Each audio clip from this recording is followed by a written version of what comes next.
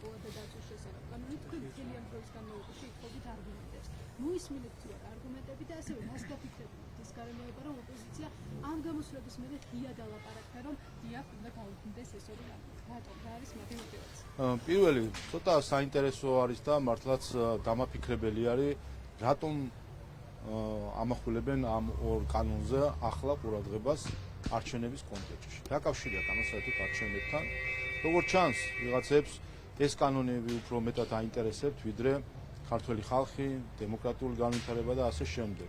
როგორც ჩანს, ვიღაცებს უფრო ძალიან აწუხებს ის, რომ მათი ფინანსები გახდება გამჭვირვალე საქართველოში და ქართული ხალხი გაიგებს, რაში იხარჯება ესა თუ ის თანხები საქართველოში, თანხები, რომელზეც ჩვენ გვეუბნებიან, რომ ქართული ხალხი საკეთილდღეოდ არის დახარჯული და შესაძლოა ზოგიერთი უფრთხის იმას, რომ აღმოჩნდება, რომ თურმე ეს თანხები არ არის ქართული ხალხის საკეთილდღეოდ დახარჯული და სამწუხაროდ ევროკავშირის დაფინანსებაც ამ მხრივ არის გაუმჭვირვალე საქართველოში. კიდევ ერთხელ ხაზს გავუსვავ, ევროპის დემოკრატიის ფონდი, ეს არის ცნობილი თავისი ფარული ფინანსებით საქართველოში და რამდენჯერმე სკანდალურად გახდა ცნობილი, რომ ისინი აფინანსებდნენ რადიკალურ ჯგუფებს, ასფინანსებდნენ პარტიებს, რაც წარმოადგენს როგორც ქართული კანონმდებლობის დარღვევას, ისე საერთაშორისო საუკეთესო პრაქტიკის დარღვევას. მეორე, მე მგონი ზოგმა ქვეყნის შიგნით თუ გარეთ ვერ გაიგო, რა თქვა ქართულმა ხალხმა 26 ოქტომბერს.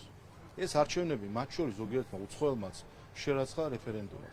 ჩვენ ვნახეთ არნახული მასშტაბის უცხოური ჩარევა ჩვენს არჩევნებში, ვნახეთ პოლიტიკოსები და ჩინოსნები უცხოელი, რომლებიც პირდაპირ ერეოდნენ ქართულ არჩევნებში, პირდაპირ ეუბნებოდნენ და მათ შორის ზოგიერთი დიპლომატები, პირდაპირ ეუბნებოდნენ ქართულ ხალხს, რომ ხმა არ მიეცათ ქართული ოცნებისთვის და ამით ჩვეულებრივად ჩარეული იყვნენ შიდა პოლიტიკაში, გაეროს წესდებისა და ვენის კონვენციის დარღვევით და ეს ხალხი დამარცხდა ამ არჩევნებში.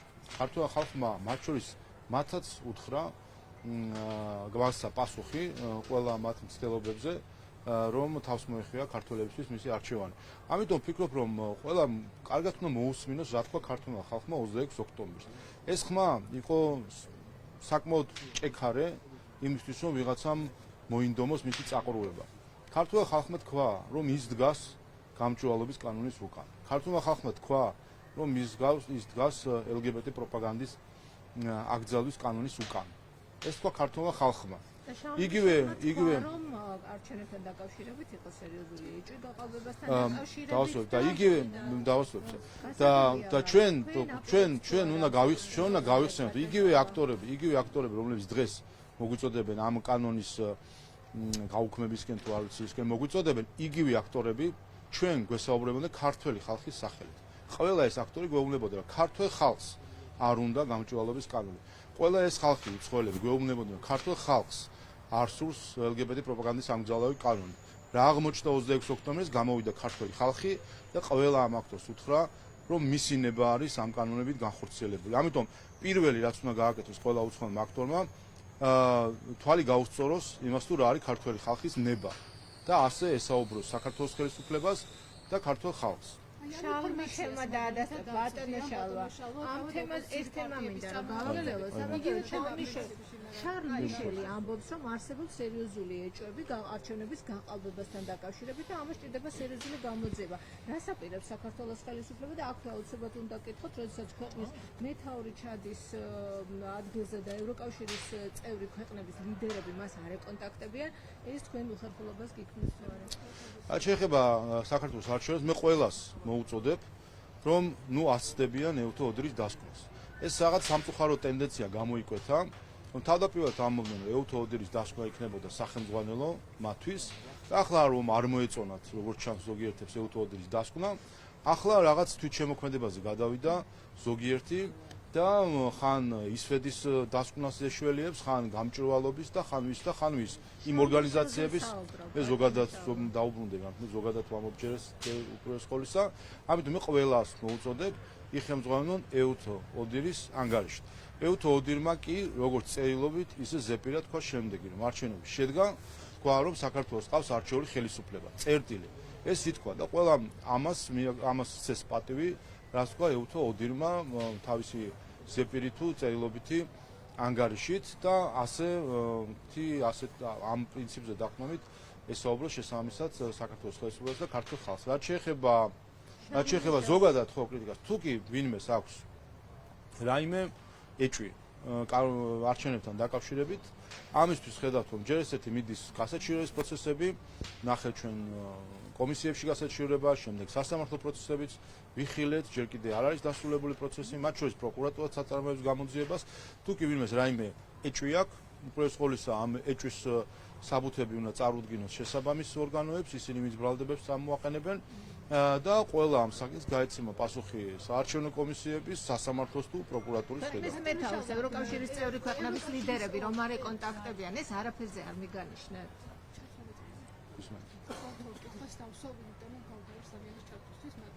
პირველი კითხვა ეს არის ევროკავშირის ელჩთან ოპოზიციის შეხვედრა ბატონიშალა რამდენიმე წუთის წინ დასრულდა და მათ მიაწოდეს სწორედ არჩევნებთან დაკავშირებით ინფორმაციას არ არის პირველი შემთხვევა როდესაც ისინი დიპლომატიურ კორპუსს ხვდებიან და ამ შემთხვევაში მათ თქვეს რომ ისინი მდიდრობას უცხობენ შედეგს და არ აპირებენ პარლამენტში შესვლას. რამდენად მართებულია ახლა მათი პოზიციები ზოგადად ეს პრაქტიკა გაუგებარია უმრავლესობისთვის მავნებლურს უწოდებენ თქვენი თანატოლი. ასიზავ როცა ქართველი ხალხი მათ მოწოდებებზე არ გამოდის და გვერდში არ უდგება, მიდიან უცხოელებთან. ესეთი პარტიები ყავს, რომლებიც არიან უცხო ქვეყნის დიპლომატების იმედად. ასე იყვნენ სულ, ასე არიან ახლა და ამიტომაც უთხრა ქართულმა ხალხმა მათ უარი, რომ მათ აი ამ პარტიებს, რომლებიც დადიან ოფის უცხოელებთან, ქართული ხალხის იმედი არ აქვს. ამიტომ იყო რომ მათ კამპანია არც კი ჩაატარეს. სადმე გინახავთ რეგიონში დადიოდნენ, ხვდებოდნენ ვინმე სოფელ, ქუჩა, უბან დადიოდნენ და ქართულ ხალხს ხვდებოდნენ თუ დადიოდნენ ერთი საელჩოდან მეორე საელჩოში, ერთი ქვეყნიდან მეორე ქვეყანაში, რომ ელაპარაკათ უცხო ქვეყნის წარმომადგენლებთან, იმიტომ რომ მათგანელიან ისინი ლეგიტიმაციას და არა ქართული ხალხისგან. იმიტომ როგორ შეიძლება ქართულმა ხალხმა ლეგიტიმაცია მისცეს იმ პოლიტიკურ ჯგუფს ერთ დიდს, რომელიც ყველაფერს ქართულს უარყოფს, რომელიც ჩვენს ისტორიას ხაზავს, რომელიც ეკლესიას ებრძვის, რომლისთვისაც ქართული ინტერესი საერთოდ არაფერი არ არის, შეუძლია დღესვე პირდაპირ სხვა ქვეყნის ინტერესი ისე გაცვლიან, როგორც არაფერი. როგორც ეს გააკეთეს 2022 წლის მარტში, როდესაც გამოვარდნენ ქუჩაში და ითხოვდნენ, რომ ქართველები გაგვეგზავნა უკრაინაში საომრად. აი ეს ხალხი არის, იმიტომ რომ უკრაინის პრეზიდენტმა თხოვა და მათთვის უკრაინის პრეზიდენტის სიტყვას უფრო მაღალი ფასი აქვს. ვიდრე საქართველოს ინტერესს, ქართველი ერის ინტერესს და ქართველების სიცოცხლეს, რაც თავარია და პირდაპირ უნდა თუ თვითმფრინავებით გაეგზავნათ ქართველები ომში საომრად უკრაინაში. იმიტომ რომ ეს მოუწოდათ უკრაინის პრეზიდენტმა.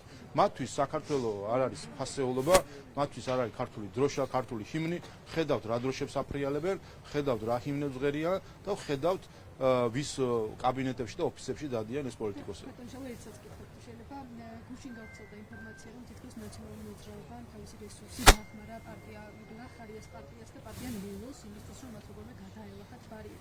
იმ შემთხვევაში ისინი შედგნენ პარლამენტში ის პოლიტიკური ძალა და არა მარტო ზოგადად გქონდათ, რომ პოლიტიკური ოპოზიციური ძალა. იქნება თუ არა ერთმანეთისთვის ერთგვარი სამხმარე და რა სჭირდებოდა ნაციონალური მოძრაობას ამ პარტიის დამხმარე. თქვენ იცით რომ ტაქტიკა, რომელიც მათ უცხოეთიდან კარნახით ჰქონდა შემუშავებული, იყო შემდეგი, რომ რაც შეიძლება ბევრ პარტიას გადაელახა ბარიერი, რომ ამით პროპორციულად ქართულ ოცნებას რაიმე ზიანე მიყენებოდა და ქართულ ოცნებას არ ქონოდა უმრავლესობა. ეს იყო მათი ტაქტიკა და ამ ტაქტიკაში ისინი ამიტომაც იდგნენ ერთად და არიან ერთად. ამ ტაქტიკაში ისინი ანაწილებდნენ ხმებს ხელოვნურად ისე ერთმანეთზე, რომ ყველა შეძლებოდა 5%-იანი ბარიერის გადალახვა. მათ შორის თავის თავს აკლებდნენ, სხვას უმატებდნენ, რომ ესე გაებევრებინათ და გაეზავებინათ არჩევანი. რაც შეეხება პარლამენტს და მათ ზოგადად ურთიერთქმედებას, ამ არჩევნებით საბოლოოდ ოფიციალურად გაფორმდნენ ეს 4 პარტია, მინიმუმ სხვები ზოგი ბარიერის მიღმა დარჩა, გაფორმდა თუ 4 გაერთიანება, გაფორმდა ერთ ნაციონალურ მოძრაობას. ნაცები არიან ყველა 26 ოქტომბრის შემდეგ, ამიტომ რა თქმა უნდა, როცა ამ ნაცებთან გვაქვს ურთიერთობა, შესაბამისადაც იქნება ჩვენი დამოკიდებულება. ბატონო, 2007 წლის წეგანას დაგესწრებით, ჩვენ მაშინ როგორ გაარბიეს ათონის უნივერსიტეტის სტუდენტები, იმის გამო იმის გამო, რომ 7 ნოემბრის მოვლენებს აპროტესტებდნენ ისინი. ამ პოლიტიკურ ძალას მაშინ და ხელისუფლებას პასუხისმგებლობა არ აუღია არც ამ პროცესებზე და არც მსგავს ფაქტებზე, რაც ხდებოდა იმ პერიოდში. როგორ შეაფასებთ ზოგადად მაშინ და მოვლენებს და რაზე მიუთითებს ის, რომ თავს არიდებენ ამ საკითხზე პასუხისმგებლობის აღებას? ეს იყო გამოვლენა იმ ავტორიტარიზმისა, რომელიც მაშინ საქართველოში იყო დამყარებული და გვახსოვს ჩვენ გარედან როგორი იყო მხარდაჭერა იმ რეჟიმის მიმართ რომელიც მაშინ მიხეილ სააკაშვილის ჰქონდა დამყარებული და ხა ეს პასუხისმგებლობა რომელიც მათ აქვს როცა ასე ვთქვათ ადამიანს არ აქვს არანაირი ღირებულებები რა თქმა უნდა ვერც იმას იაზრებს რომ ეს პასუხისმგებლობა ტვირთი არის და ის უნდა ატარონ მათთვის ეს ყველაფერი ნაწილია იმ ხელისუფლების ინსტრუმენტებისა რომელთაც მათთვის არის ბუნებრივი ამიტომაც ვამბობდით რომ 1 გრამი ძალაუფლებაც მათ რომ დაიბრუნონ ზუსტად იგივეს გაიმეორებენ რაც 7 ნოემბერს დაატრიალეს თბილისში და ბათუმში ზუსტად იგივეს გააკეთებენ რაც მათი ხელისუფლებაში ყოფნის დროს იყო წამების სისტემები ბიზნესის რეკეტი ადამიანებისთვის ღირსების და უფლებების აყრა აი ზუსტად ეს რეჟიმი დამყარდებოდა საქართველოში აი ამ თემას გავაგზავნებთ დაკავშირებით ცესკომ დღეს უპასუხა ისპედის სპეკულაციებს გენდერულ სტატისტიკასა და ამორჩევის ხარდაჭერასთან დაკავშირებით განმარტა ადმინისტრაციამ თუ რით იყო განპირობებული ეგრეთ წოდებული ეს დომინება თუმცა ისპედი კვლავ განაგრძობს სპეკულაციებს როგორ შეაფასებთ ესეც აჩვენებს თუ რატო არ აქვეყნებს ისპედი პარალელურ დათვლის შედეგებს რომ ასეთი სპეკულაციებისთვის შეექმნა ნიადაგი და შემდეგ ხედავთ ახლა რომ ეტაპობრივად აბსოლუტურ აბსურდებს იძახიან. მე პირადად არანაირი კითხვები ისვედის მიმართ არ მაქვს. მე კითხვები მაქვს USAID-ის მიმართ, რომელიც აფინანსებს ისვედს. 2020 წელს ესე ისპედის არაპროფესიონალის თუ მათ უცოდინრობას დაბრალდა თითქოს ის, მაგრამ მე ჩვენ გავიგეთ რომ USAID-ი ყველაფერი იცოდა, რომ პარალელურ დათვლის შედეგები რომელიც ვრცელდებოდა იყო ყალბი და მალავდა ამას. საინტერესო ახლა რას აკეთებს USAID-ის ახალგაზრდა ხელმძღვანელობა ისინიც რა დონით არიან აქ საქმის კურსში რატომ არ აქვეყნებს ისპედი პარალელურ დათვლის შედეგებს რა შეაძლოა ჩართული USAID ამიტომ კითხვები მე პირადად არ მაქვს ისპედთან საერთოდ არც ერთი კითხვები მე მაქვს USAID-ისთან მათი პასუხისმგებლობა არის ახლა რომ მათ მიერ დაფინანსებული ეს ორგანიზაცია ცდილობს ახლა თაღლითურად არჩევნების ჩაშლას ასე რომ წინა ჯერზე გაექცნენ პასუხისმგებლობას ყველა, ახლა ვერავინ ვერ გაექცევა, რომ საჯაროდ გასცეს პასუხი იმას თუ რასთან გვაქვს საქმე, რატომ მალავს ისვედი პარალელურ დათვლის შედეგებს ერთი და რატომ ავცელებს დეზინფორმაციას ამერიკის ბიუჯეტიდან დაფინანსებული ორგანიზაცია და ძირს უთხრის არჩევნებს. რატომ აკეთებს ამერიკული ფულით, რატომ ავრცელებს ამერიკული ფულით ისვედი დეზინფორმაცია. ბატონო, მე მინდა კითხვა ინდექსზე, რომელიც გამოქვეყნდა. ეხალას დაგისვით ეს კითხვა და არა, ერთი წამი ბევრჯერ დავსვი ეს კითხვა. ბატონო, ის რომ სახელმწიფოს მეთაურს ევროკავშირის წევრი ქვეყნების ლიდერები არ ეკონტაქტებიან, ეს მიგანიშნებს თუ არა რამეზე? რომელი ლიდერი ანუ საუბრობთ ხა ბუდაპეშტიზე ირაკლი კობახიძე შეხვდა ყველას ვისთანაც ირაკლი კობახიძე სურდა შეხვედრა ჩვენ ნახეთ ფიცოსთან ერთად ასევე სერბეთის ლიდერთან ერთად არა ევროკავშირის ზუსტად ის ხალხი ვისთანაც უნდა ირაკლი კობახიძე შეხვედრა ზუსტად იმ ხალხს შეხვდა ვისთანაც უნდა შეხვედრა ვისაც შეხვდა მასთან უნდა და შეხვედრა მე მინდა კითხოთ საქართველოს მორიგი აღიარება მოიპოვა კანონის უზენაესობისა და მათ შორის საზოგადოების ხარდაჭერის ოპოზიციის გეგმები. რა უნდა ვთქვათ, ეს არის გაკოტრებული ხალხი, რომელმაც 26 ოქტომბერს მოისმინა ხალხის განაჩენი. და ახლა ცდილობენ რაღაცნაირად თავი დაემშონ. სინამდვილეში ხალხმა მათ უთხრა, რომ ისინი არიან უსამშობლო ხალხთა ადამიანების გაერთიანება, მიუჩინა საკუთარი კუთხე პოლიტიკურ ლანდშაფტში და უთხრა, რომ ამ კატასტროფული დამარცხების შემდეგ, რომელიც მათ იწვიეს ამ არჩევნებზე ისინი ყველაზე მეტი რასაც შეიძლება აკეთებდნენ, ნაკლები რასაც შეიძლება აკეთებდნენ, ეს არის ინვანიებდნენ საკუთარ დამოკიდებულებას ქართული ხალხის, ქართული ეკლესიის, საქართველოს ისტორიის მიმართ.